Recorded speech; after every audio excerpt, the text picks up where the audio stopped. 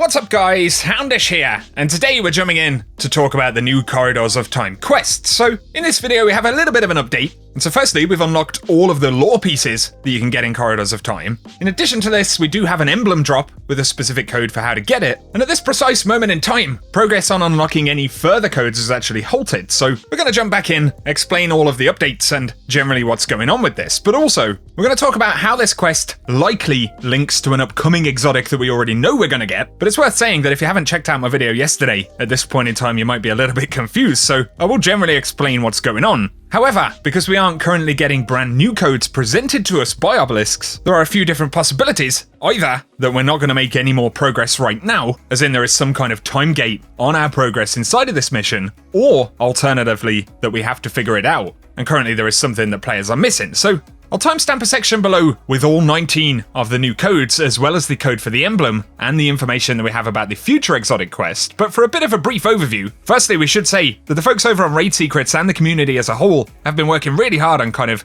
compiling all of the information we have here. And basically we have a list of codes to input into the Corridors of Time mission. Once again, I'll mention the rewards in a moment, but each code actually consists of a series of symbols. So for example, hexagons, plus symbols, a clover symbol, a snake, a diamond, and so on. With the codes in hand, we input them into the mission by first running into the starting room, and then by following the symbols from our code in each room in order to actually input them. So when we head into the first room, obviously, if the first symbol in a code is hexagon, we're going to have to run through the door that has the pillar with that symbol next to it. And that's essentially how you read and input the code. After you successfully input a code, you'll unlock this vault area where you'll either get lore or rewards by standing near the edge of this circle. And the codes that we're inputting will actually dictate precisely what it is that you get. Every time you input a code though, you do need to reset the arena. And additionally, you can reset if you mess a code up. So after every successful code attempt, you jump towards the grave in the middle of the vault, and this will spawn you back to the starting area, and then the pillar on the left-hand side can be interacted with in order to reset the zone. You can also load in and out of this mission, as all of your progress on what you've already unlocked will be saved. So that's the basic explanation, but now let's talk about the codes list. So on screen right now, you can see the full known code list. Currently we have 19 codes which drop lore pieces, so you can see those on screen, and I will link the main Reddit thread that has all of these in it. And by the looks of the way that we progress through this quest, it seems entirely possible that we'll need to unlock all of these in order to finish the quest step that we currently have. And so if you want to be perfectly up to date and ready to go, it is worth unlocking the 19 codes that are currently there. And you can do this fairly quickly by just running through it. It would probably take maybe 30 minutes to input them all if you're fast. But then separately, you can get a new Saint-14 themed emblem. So that's the one I'm picking up right here. And when you put these codes in, they're actual kind of reward codes, which are a little bit different to the ones that are presented on the sundials. So if you want to get the emblem, and you can do this at any time regardless of the other 19 codes that you've unlocked, head into the mission, and you're going to need to input diamond, followed by clover, and then snake, followed by plus, and then we have hex, followed by hex, so 2 hexes in a row. That's followed by plus, followed by hex, followed by diamond, followed by clover, and finally snake. So when you input that one, you will unlock this new emblem.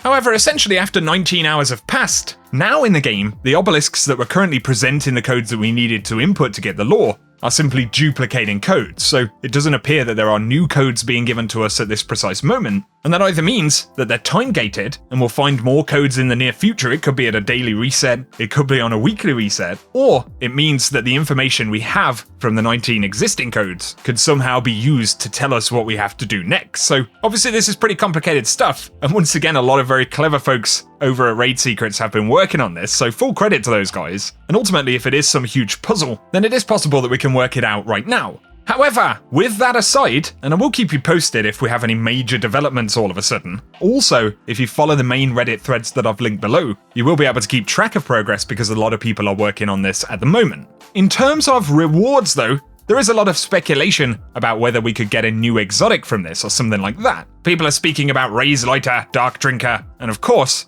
the grave in the vault, as well as Saint-14 in the tower, do have sword models next to them which are very similar to either of those exotic swords, but of course we haven't learned anything new via data mining about a potential weapon like that. That doesn't mean that we aren't going to have one, and so there is a complete mystery as to whether we might get a new reward. However, at the same time, it does look like the Corridors of Time and the current mission and the quest that we've actually got, that legendary quest in our inventory, and this is where I should throw a spoiler alert in, you've been warned, but it looks like this is actually potentially linked to Bastion. So when we look at the Exploring the Corridors of Time quest step in the database, we initially see the first step that we have to actually explore the Corridors of Time successfully, but when we look at the listing for the second step, it actually says visit Saint-14 and deliver what you found in the Corridors of Time.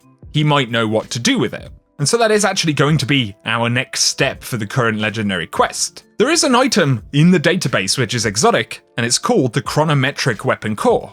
If we look at one of the quest steps for Bastion, it says the light frequency you're chasing aligns with those of not only the sundial, but also the chronometric core you recovered from the Corridors of Time. And so that quest step, looking into the future, actually tells us that the chronometric core does come from the Corridors of Time, which is where we're currently questing to try and figure out these puzzles. And then if we go back again to the hidden second step of the quest we currently have, it actually says visit Saint-14 and deliver what you found in the Corridors of Time. He might know what to do with it. And so it's very possible, I don't want to say it's guaranteed, although I do think it's pretty likely, that the chronometric core is the item that we're going to recover from the Corridors of Time and is then used in order to construct a Bastion. In fact, when Saint gives us Bastion, if we look at the quest step complete text, it says, you've returned Saint's old fusion rifle Bastion to him. He fiddles with the rifle briefly and sets the damage connection straight with the component you had. And obviously, presumably that component is the chronometric core. So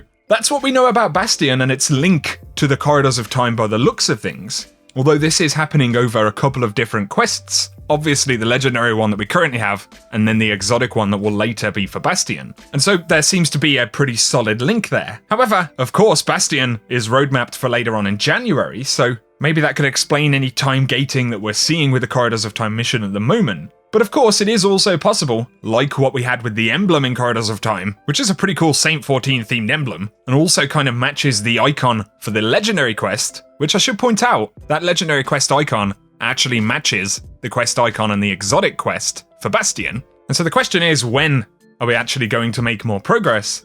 And also, is there going to be an additional reward, a potential hidden exotic, something outside of Bastion that we don't know about just yet? And of course, that's speculation about the swords, and a possible hidden classified exotic weapon that's a heavy weapon that we spoke about in some other videos.